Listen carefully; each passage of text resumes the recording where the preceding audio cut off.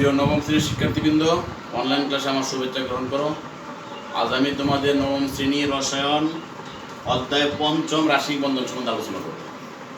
তো এর আগে কিন্তু তোমরা কিছু অণু, পরমাণু এবং বিভিন্ন মৌলের তার প্রাণের সংখ্যা, আণবিক সংখ্যা নিয়ে কিন্তু আমরা আলোচনা করছিলাম। তো আজকে আমরা আণবিক বন্ধন, রাসায়নিক বন্ধন নিয়ে আলোচনা করব। তো এর আগে রাসায়নিক বন্ধন পর্যন্ত যেতে হলে আমাকে প্রথম কীভাবে অগ্রসর হব, যে যোজনী বা যুজ্যত ইলেকট্রন, কোনো মৌলে যদি আমরা যুজ্যত ইলেকট্রন অর্থাৎ যুজ্যত ইলেকট্রন কিন্তু ওরা তোমার রাসায়নিক বিক্রিয়ায় অংশগ্রহণ করে যুজ্যত ইলেকট্রনের মাধ্যমে। তো সেই যুজ্যত ইলেকট্রন দেখা যায় যে বিভিন্ন মৌলের যুজ্যত ইলেকট্রন পরস্পর গ্রহণ, বর্জন এবং ভাগাভাগির মাধ্যমে অনুগঠন করে। তো আমরা যুজ্যত ইলেকট্রনটা কী সেটা আমরা জানি। কোনো মৌলের সর্ববহিষ্ঠ শক্তি স্তরের ইলেকট্রন হলো যুজ্যত ইলেকট্রন। যেমন একটা মৌল ধরো তুমি ম্যাগনেসিয়ামই ধরি, এর সর্ববহিষ্ঠ শক্তি স্তরের ইলেকট্রন। তাহলে ইলেকট্রনটা আমরা যদি ইলেকট্রন বিন্যাস করি, প্রথম কক্ষপথে 2টি ইলেকট্রন থাকে, দ্বিতীয় কক্ষপথে থাকে 8টি,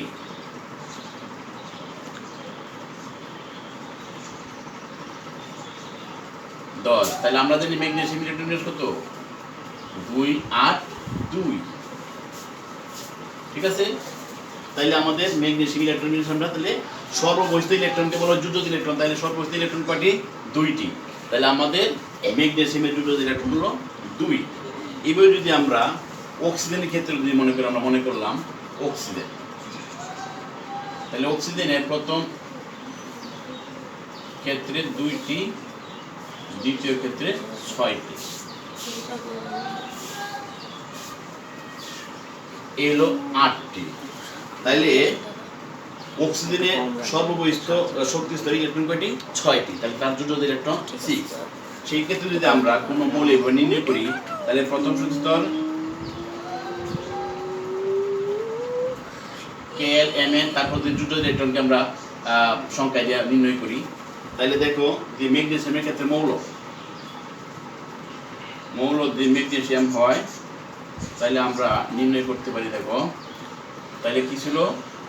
2টি, প্রথম শক্তি স্তরে 2টি, দ্বিতীয় শক্তি স্তরে আছে কয়টি? 8টি, তৃতীয় শক্তি স্তরে 2টি। তাহলে তার যুজ্যত ইলেকট্রন কত? 2।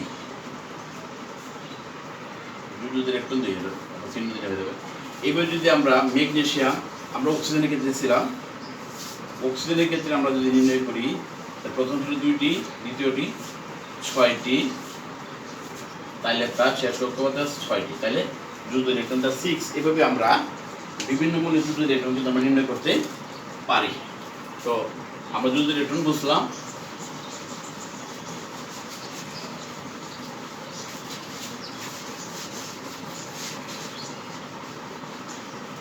এরপরে আসে যোজনী। যোজনী হলো মৌলিক পদার্থের একে অপরের সাথে সংযুক্ত হইবার সামর্থ্য বা ক্ষমতা। একটি মৌলিক পদার্থ তার পরমাণু অপর একটি পরমাণুর কতটি পরমাণুকে সে যুক্ত করতে পারবে, সেটা হলো তার যোজনী। যেমন মনে করো, তাহলে আমরা সংজ্ঞা দিতে পারি এবং অনুগঠন করে। কীভাবে করে? সর্ববহিষ্ঠ শক্তি স্তরের ইলেকট্রন গ্রহণ, বর্জন এবং ভাগাভাগির মাধ্যমে অনুগঠন করে। যেমন মনে করো আমরা লিখলাম ক্যালসিয়াম ক্লোরাইড। তাহলে ক্যালসিয়াম ক্লোরাইডটা অণু, এটা ক্লোরিনের 2টা পরমাণু, ক্যালসিয়াম ক্লোরিন তোমার ক্যালসিয়ামের 2টা পরমাণু সে গ্রহণ করতে পারে। সেই ক্ষেত্রে আমরা ক্লোরিনের ক্যালসিয়াম ক্লোরাইডের সঙ্গে যেমন আমরা এইভাবে CaCl2, অর্থাৎ Cl পরে কি তোমার 2টা ক্যালসিয়ামকে গ্রহণ করতে পারে। তাহলে CaCl2 না, এটা হলো এইভাবে না, অর্থাৎ ক্যালসিয়ামের সে 2টা ক্লোরিনকে গ্রহণ করতে পারবে। অর্থাৎ কয়টি ক্লোরিনকে গ্রহণ করতে পারবে সে? CaCl2। তাহলে আমরা নির্ণয় করতে পারলাম এবার। তাহলে এখন যদি আমরা সাধারণত আমরা জানি হাইড্রোজেনের যোজনীকে 1 ধরা হয়। তাহলে কোনো মৌলের একটি পরমাণু হাইড্রোজেন বা ক্লোরিনের কয়টি পরমাণুর সাথে যুক্ত হবে, সেইটা হবে সেই মৌলের যোজনী। যেমন মনে করো পানির ক্ষেত্রে H2O, তাহলে পানি, তাহলে অক্সিজেনের একটি পরমাণু, হাইড্রোজেনের কয়টি পরমাণু কিন্তু ধরছে দুইটিকে, তাইলে আমরা বলবো অক্সিজেনের পরমাণু অক্সিজেনের যোজনী 2। তাইলে কি বলছিলাম সংজ্ঞায়, যে কোনো মৌলের একটি পরমাণু যে কয়টি হাইড্রোজেন বা ক্লোরিন পরমাণুর সাথে যুক্ত হয় সেইটা হবে ওই মৌলের যোজনী। কারণ আমরা জানি হাইড্রোজেনের যোজনী 1, ক্লোরিনের যোজনীও কিন্তু 1, এই জন্য একক হিসাবে ধরা হয়। তাহলে আমরা পানির ক্ষেত্রে দেখলাম অক্সিজেনের যোজনী 2। এভাবে ধরো আমাদের যদি আমরা চিন্তা করি অ্যালুমিনিয়াম ক্লোরাইড Cl3, তাহলে এইভাবে ক্ষেত্রে দেখো অ্যালুমিনিয়ামে একটি পরমাণু কয়টা ক্লোরিনকে যুক্ত করলো, Cl 3টি ক্লোরিনকে সে যুক্ত করলো, তাইলে অ্যালুমিনিয়ামের যোজনী হবে 3। ঠিক আছে, এবার সেই ক্ষেত্রে আমরা যোজনী নির্ণয় করতে, অর্থাৎ যদি কোনো একটি মৌল বললে থাকে, যে মনে বললো যে ধরো কিউপ্রিক ক্লোরাইড CuCl3, এই ক্ষেত্রে যদি বলে ক্লোরিনের তোমার কপারের যোজনী কত, তাহলে আমরা বলবো কপারের যোজনী 2। আর যদি এই ক্ষেত্রে বলতো CuCl কিউ প্লাস ক্লোরাইড, সেই ক্ষেত্রে কপার যোজনী 1, কারণ কপার একটি ক্লোরিন পরমাণুর সাথে যুক্ত হয়েছে, এই জায়গায় কপার 2টি ক্লোরিন পরমাণুর সাথে যুক্ত হয়েছে, এই ক্ষেত্রে কি হয়েছে, তো কপারের যোজনী 2। এভাবে আমরা কোনো একটি যৌগ দেখলেই বুঝতে পারবো যোজনীটি কত, কারণ আমরা জানি একক হিসেবে ধরছি কাকে, হাইড্রোজেন এবং ক্লোরিনের যোজনীকে। আর যেহেতু হাইড্রোজেন ক্লোরিন যোজনী 1, তাহলে বাকিটা আমাদের তোমার ধাতব মৌল, যে কোনো ধাতব মৌল হতে পারে আর কি। তো তারপরে আমাদের যোজনী আমরা নির্ণয় করলাম। তাহলে আমরা যোজনীর কি বলছিলাম, যে কোনো মৌলের একটি পরমাণু যত সংখ্যক হাইড্রোজেন বা ক্লোরিন পরমাণুর সাথে যুক্ত হবে সেটা হবে ওই মৌলের যোজনী, তাহলে যোজনী হলো। আবার বিভিন্ন মৌলের একাধিক যোজনী থাকে, এই যোজনীগুলোকে বলা হয় পরিবর্তনশীল যোজনী। যেমন মনে করো তুমি ফেরাম বা আয়রনের যোজনী আছে কত, 2, 3, আয়রনের যোজনী 2, 3। এখন যদি আয়রন দিয়ে আমরা কোনো একটা যৌগ গঠন করি, ধরো FeCl2 আর একটা হলো FeCl3, কারণ যেহেতু 2 এবং 3, তাহলে ফেরাস ক্লোরাইড ফেরিক ক্লোরাইড। এই ক্ষেত্রে আমরা তাইলে সক্রিয় তোমার পরিবর্তনশীল যোজনী দুইটা দিয়ে আমরা যৌগ গঠন করতে পারলাম। পরিবর্তনশীল যোজনী কাকে বলে, অর্থাৎ বিভিন্ন মৌলের একাধিক যোজনী থাকে, সেই যোজনীগুলো তাকে বলা হয় সেই মৌলের পরিবর্তনশীল যোজনী। এরপরে আছে হলো সুপ্ত যোজনী, সেটা আমরা কেন নির্ণয় করবো, সেই সুপ্ত যোজনী কিন্তু পরিবর্তনশীল যোজনীর ক্ষেত্রে কিন্তু সাধারণত হয়ে থাকে। যেমন মনে করো কোনো মৌলের সর্বোচ্চ যোজনী এবং সক্রিয় যোজনীর পার্থক্য বলা হয় সুপ্ত যোজনী। সক্রিয় যোজনী এবং সুপ্ত যোজনী, তাহলে যদি বলা হয় সক্রিয় যোজনী এবং সর্বোচ্চ যোজনী এবং সক্রিয় যোজনীর পার্থক্য বলা হয় সুপ্ত যোজনী, তাহলে এই ক্ষেত্রে যদি বলে ফেরাস ক্লোরাইডে ফেরাসের যোজনী কত, সুপ্ত যোজনী কত, তাহলে আমরা নির্ণয় করব। যেমন ফেরাসের ক্ষেত্রে দেখো ফেরাস ক্লোরাইডে ফেরাসের তোমার ফেরাসের সর্বোচ্চ যোজনী হলো 3, আর ফেরাসের সক্রিয় যোজনী হলো 2, তাইলে হবে, তাহলে পার্থক্য বলছিলাম 3 - 2 = 1, তাহলে ফেরাসের সুপ্ত যোজনী হলো 1। আমরা সুপ্ত যোজনী কেমন নির্ণয় করব, এটা কিন্তু তোমাদের অবজেক্টিভ এবং সাধারণত শর্ট প্রশ্নে কিন্তু আসে। এখন যদি ফেরিক ক্লোরাইড বলা হয়, যে ফেরিক ক্লোরাইডে ফেরাসের যোজনী কত, সুপ্ত যোজনী কত, ফেরিক ক্লোরাইডে ফেরাসের সর্বোচ্চ যোজনী হলো 3, আবার ফেরাসের সক্রিয় যোজনী হলো 3, কারণ সে তো সর্বোচ্চ ফেরিক করছে, তাহলে তার সক্রিয় যোজনী কত হবে, 3 - 3 = 0। তাহলে এই ফেরিক ক্লোরাইডে, এই ক্ষেত্রে ফেরিক ক্লোরাইডে ফেরাসের সুপ্ত যোজনী 0, তাহলে আমরা সুপ্ত যোজনী নির্ণয় করতে পারলাম। তারপরে দেখো আমরা সাধারণত যে আলোচনাগুলো করতে হবে সেটা আমরা আলোচনা করে নিই। এরপরে আছে তোমাদের যৌগমূলক। যৌগমূলকটা কি, বিভিন্ন মৌলের পরমাণুর সমষ্টি, বিভিন্ন মৌলিক পরমাণু একসাথে যুক্ত হয়ে যদি একটি মৌলিক পদার্থের পরমাণু নিয়ে আচরণ করে, একটা গুচ্ছ তৈরি করবে, কিন্তু এটা মৌলিক পদার্থের পরমাণু নিয়ে আচরণ করবে এবং রাসায়নিক বিক্রিয়ায় সে অংশগ্রহণ করে। সাধারণত যৌগমূলক ধনাত্মক এবং ঋণাত্মক হয়ে থাকে, তার আয়ন দেয় ধনাত্মক এবং ঋণাত্মক, কিন্তু যৌগমূলকের যোজনী কিন্তু সবসময় ধনাত্মক। যেমন মনে করো আমরা যৌগমূলক যদি আমরা নির্ণয় করি, যেমন মনে করো ধনাত্মক যৌগমূলক NH4 প্লাস ধনাত্মক যৌগমূলক। এখন আমরা জানি অ্যামোনিয়া হলো NH3, তাহলে একটা নাইট্রোজেন পরমাণুর সাথে 3টা হাইড্রোজেন যুক্ত হয়ে অ্যামোনিয়া তৈরি হয়েছে। এখন অ্যামোনিয়ার সাথে একটা হাইড্রোজেন আয়ন যুক্ত হয়ে যায় কি অ্যামোনিয়াম আয়ন প্লাস, এভাবে কিন্তু অ্যামোনিয়াম আয়নটা হয়। তাহলে এটা পজিটিভ। আবার আমরা পজিটিভ একটা আয়ন জানি ফসফোনিয়াম PH4, এটার যোজনী 1 ফসফোনিয়াম, সাধারণত ধনাত্মক যৌগমূলক। এভাবে ঋণাত্মক যৌগমূলক কিন্তু আমরা অনেক জানি, এরা কিন্তু সরাসরি কি করে রাসায়নিক বিক্রিয়ায় অংশগ্রহণ করে, কারণ এরা পরমাণু আচরণ করে। যখন যারা রাসায়নিক বিক্রিয়ায় অংশগ্রহণ করে পুরোটা অংশ নিয়ে এরা অংশগ্রহণ করে। আমরা একটা রাসায়নিক বিক্রিয়ার মাধ্যমে দেখাইতে পারবো একটু পরেই। তারপরে মনে করো সালফেট, এর কত 2-, তার মানে তার আয়ন হলো 2-, তাহলে তার যোজনী হলো 2। এইভাবে তোমার ফসফেট, নাইট্রেট, কার্বনেট, হ্যাঁ, ইত্যাদি যৌগমূলক আমরা নির্ণয় করতে পারি। বলছিলাম যে এরা সরাসরি রাসায়নিক বিক্রিয়ায় কিভাবে অংশগ্রহণ করে দেখো। যেমন মনে করো জিঙ্ক প্লাস সালফিউরিক অ্যাসিড দিয়ে যদি আমরা করি, তাহলে দেখো এই সালফেট একটা যৌগমূলক চলে যায় এই জিঙ্কের সাথে। দেখো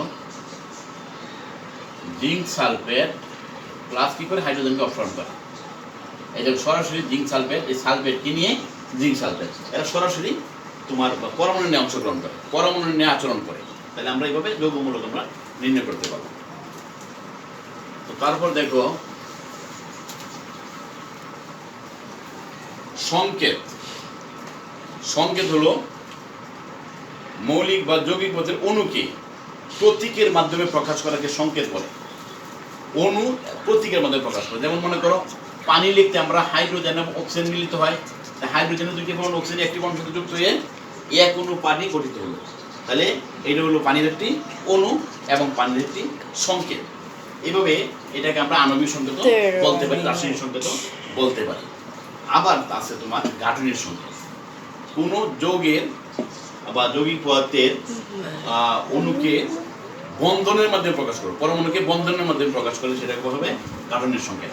এই যেমন মনে করো পানির ক্ষেত্রে সাধারণত তার যোজনী কত 2, তাহলে আমরা 2টা বন্ধন দিলাম, এই বন্ধনের যোজনী প্রকাশ করে, তাহলে আমরা লিখতে পারি OHH। তার মানে H2O কে আমরা গাঠনিক সংকেতের মাধ্যমে এইভাবে লিখতে পারি। এর হলো আণবিক সংকেত, হলো গাঠনিক সংকেত। এবার তোমরা অনেক গাঠনিক সংকেত তুমি নির্ণয় করতে পারবা। যেমন সালফিউরিক অ্যাসিড যদি গাঠনিক সংকেত নির্ণয় করো, তাহলে সেই ক্ষেত্রে কি হবে দেখো, গাঠনিক সংকেত আমরা নির্ণয় করি, তাহলে সর্বোচ্চ যোজনী সালফারের, সালফার যদি আমরা অক্সিজেন দিলাম 2টা, তারপর অক্সিজেন যোজনী 2 মিল রাখলাম, আবার ধরো এই জায়গায় অক্সিজেন যোজনী 2 মিল রাখলাম, অক্সিজেন দিলাম আমরা 4টা, তাহলে আবার হাইড্রোজেন কিন্তু 2টা আছে, তাহলে এই জায়গা দিয়ে দিলাম এইভাবে হাইড্রোজেন, তাহলে অক্সিজেন হলো 3টা, আবার দেখো অক্সিজেন হাইড্রোজেন।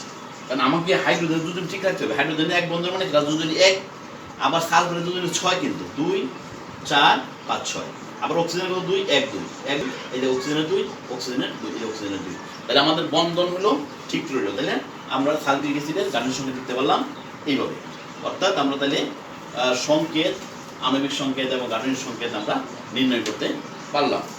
তো এই ক্ষেত্রে আমরা এখন যদি আমরা একটা বন্ধন নিয়ে এবার আলোচনা করি, দেখো যেমন মনে করো আয়নিক বন্ধন, আয়নের আদান প্রদান হবে গ্রহণ বর্জন, তখন যে অণুটা গঠন হবে সেটা হবে আয়নিক বন্ধন বা তড়িৎদ্যুতি বন্ধন। যেমন মনে করো ম্যাগনেসিয়ামের আমরা একটা ইলেকট্রন বিন্যাস দেখাই।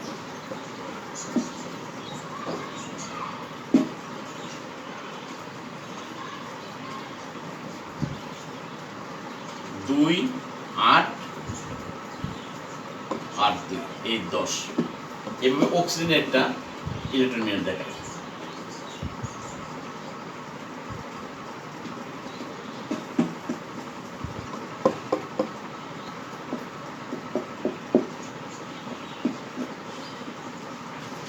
যে প্রত্যেকটা মৌলিক পদার্থ নিকটতম নিষ্ক্রিয় গ্যাসের গঠন পেতে চায়।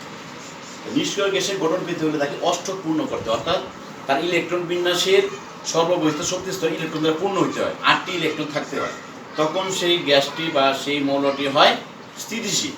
প্রত্যেকটি মৌলিক কিন্তু স্থিতিশীল হতে চায়। তো তখন করে কি দেখো, এর সর্ববহিষ্ঠ স্তরে 2টি ইলেকট্রন, আর এই জায়গায় দেখো এর সর্ববহিষ্ঠ স্তরে 6টি ইলেকট্রন। 6টি 2টি দিয়ে যুক্ত করতে 8টি হইতো, 8টি হইলে তার সে কি হইতো, তার সে নিষ্ক্রিয় হইতো, অর্থাৎ স্থিতিশীল হইতো। সে নিকটতম নিষ্ক্রিয় গ্যাস হিলিয়ামের গঠন সে পাইতো, না নিয়নের গঠন সে পাইতো। নিয়ন হলো 2 নিয়নের গঠন পাইতো। নিয়নের গঠন যদি অক্সিজেনের পেতে হয় তাইলে সে কি করতে হবে, 2টি ইলেকট্রন ম্যাগনেসিয়াম ত্যাগ করতে হবে কার কাছে, অক্সিজেনের কাছে। অক্সিজেন সেটা গ্রহণ করবে। যখন সে 2টি ইলেকট্রন ত্যাগ করবে তখন কিন্তু তার অষ্টক হয়ে যাবে। দেখো 8টি তখন তার হয়ে যাবে।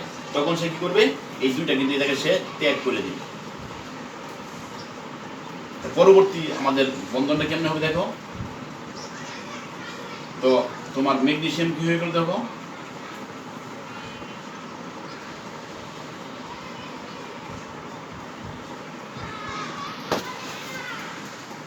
এই ক্ষেত্রে কি হলো, এই যে দুইটা কিন্তু চলে আসবে দেখো। এই তখন কি করলো, সে এই 2টাকে সে গ্রহণ করলো, সে তোমার ক্যাটায়ন সে হয়ে গেল অ্যানায়ন। তখন সে এই যে 2টি ইলেকট্রন সে গ্রহণ ত্যাগ করলো, এক গ্রহণ করলো। গ্রহণ এবং বর্জন 2টার মাধ্যমে যে বন্ধন রচিত হলো, তখন সে উভয় মৌল কি করলো, অষ্টক পূর্ণ করলো, 8টি তার কক্ষপথে সে 8টি ইলেকট্রন দ্বারা পরিপূর্ণ হয়ে গেল। তখন এরা নিষ্ক্রিয় গ্যাসের গঠন পেয়ে গেল এবং যৌগটা হয়ে গেল তখন স্থিতিশীল। এইটাই হলো তোমার আয়নিক বন্ধন। তাহলে হয়ে গেল কি, ম্যাগনেসিয়াম অক্সাইড। তখন হয়ে গেল কি, ম্যাগনেসিয়াম অক্সাইড। এটাই হলো তোমার আয়নিক বন্ধন। আয়নের মাধ্যমে যে বন্ধন গঠিত হবে, সর্ববহিষ্ঠ শক্তি স্তরের যে আয়ন, এর মাধ্যমে যে বন্ধন গঠিত হবে এবং সেটাকে বলা হবে আয়নিক বন্ধন। তাহলে আজকে আমরা সাধারণত আলোচনা করলাম কি, যোজ্যতা ইলেকট্রন, যোজনী, পরিবর্তনশীল যোজনী, সুপ্ত যোজনী, যৌগমূলক, তারপরে সংকেত, আণবিক সংকেত এবং আয়নিক বন্ধন। আশা করি তোমরা বুঝতে পেরেছো। তোমরা আরেকটু স্টাডি করবে। তো আগামী ক্লাস ইনশাল্লাহ, যদি এই ক্লাসে তোমার কোনো সমস্যা থাকে আমরা আরেকটা ক্লাস নিব। তো আজকে এই পর্যন্তই। আগামী ক্লাস দেখার প্রত্যাশা রইল। আল্লাহ হাফেজ।